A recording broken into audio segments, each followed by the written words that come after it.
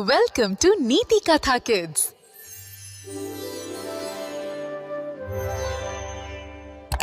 राहुलला आपला नवीन चेंडू खूप आवडायचा, पण त्याला लवकर राग यायचा.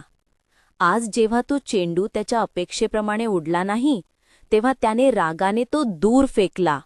चेंडू थेट एका गोड काळोख्या गुहेच्या दिशेने गेला, ज्याला गावकरी प्रतिध्वनींची गुहा म्हणत. गुहेबद्दलच्या जुन्या कथा आठवून राहुलला उत्सुकता वाटली, पण थोडी भीतीही होती.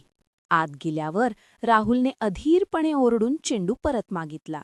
त्याच्या रागावलेल्या आवाजाच्या प्रतिध्वनीमुळे अचानक एक लहान दगड घरंगळून त्याच्या पायाला लागला. चिडून त्याने जमिनीवरचा एक दगड रागाने लाथाडला.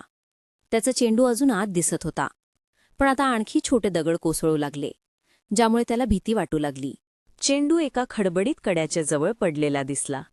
त्याला आपला चेंडू परत मिळेल की नाही याची भीती वाटू लागली आणि तो हताश झाला. मग त्याला आजीचे दयाळूपणाचे शब्द आठवले. त्याला समजले की गुहा फक्त आवाजाची नाही, तर कृतींचीही नक्कल करते. त्याने शांतपणे दीर्घ श्वास घेतला. राहुलने काळजीपूर्वक हळुवारपणे वाटेतील लहान दगड आणि धूळ बाजूला केली.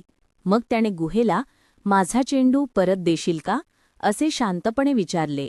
त्याच्या आश्चर्यचकित चेहऱ्यावर एक हसू आले जेव्हा त्याचा चेंडू हळूवारपणे घरंगळत त्याच्याकडे आला. गुहेतून बाहेर आल्यावर राहुलने नेहमी इतरांशी चांगले वागण्याचे ठरवले.